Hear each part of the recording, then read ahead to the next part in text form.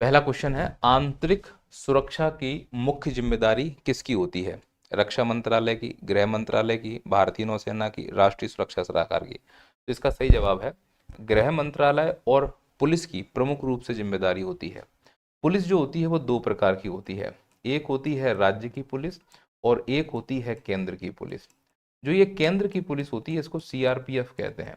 इन्हीं की एक विभाग होती है कोबरा, बहुत खतरनाक होते हैं, नक्सलियों से लड़ने के लिए अलग से वो बनाया गया है। सीआरपीएफ केंद्र की पुलिस को माना जाता है। सीआरपीएफ सामान्य अवस्था में तुम्हारे राज्य में नहीं आएगी। हाँ, तुम्हारे राज्य में अगर दंगे हो गए हैं और उस राज्य की पुलिस उसको कंट्रोल करने में असक्षम है तो सीआरपीएफ आती है।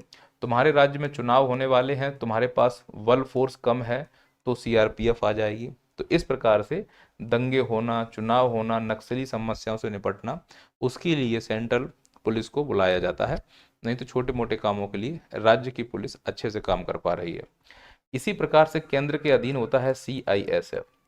सीआईएसएफ भी एक प्रकार की पुलिसिंग का ही काम करती है, पर ये प्रमुख रूप से औद्योगिक क्षेत्रों में लगते हैं। जैसे मेट्रो में जब आप जाते हो, जो आपकी चेकिंग करते हैं वो सीआईएसएफ वाले हैं। एयरपोर्ट पर जब आप जाते हो, जो आपकी चेकिंग करते हैं वो सीआईएसएफ वाले हैं। किसी फैक्ट्री में जब आप जाते हो, वहाँ जो पुलिस सुरक्षा देती है वो सीआईएसएफ वाले हैं। सीआईएसएफ वालों का काम बॉर्डर पर जाना नहीं है, देश के अंदर के बड़े बड़े संस्थानों की रक्षा करने का काम करना है। फिर आपने सुना होगा बीएसएफ। बीएसएफ का नाम है बॉर्डर सिक्योरिटी फोर्स। ये बॉर्डर पर रक्षा करते हैं, पाकिस्तान की बॉर्डर पर दिखता है और बांग्लादेश के बॉर्डर पर दिखता है।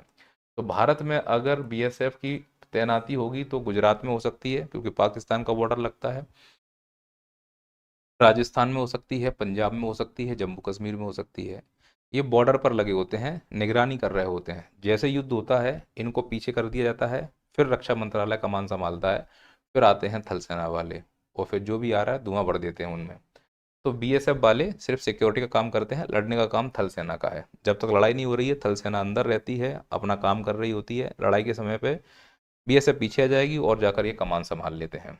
ऐसे ही है सशक्त सीमा बल। यह जो होती है वो नेपाल और भूटान की सीमा पर रहती है। आईटीबीपी जो है यह तिब्बत वाले क्षेत्र में चीन की बॉर्डर पर लगी होती है और जो असम राइफल है यह उत्तर पूर्वी राज्यों में काम कर रही होती है। तो इस प्रकार से देश के अंदर की शांति को बनाने का भी काम करते हैं ये लोग और देश के बाहर की शांति बनाने का काम करते हैं।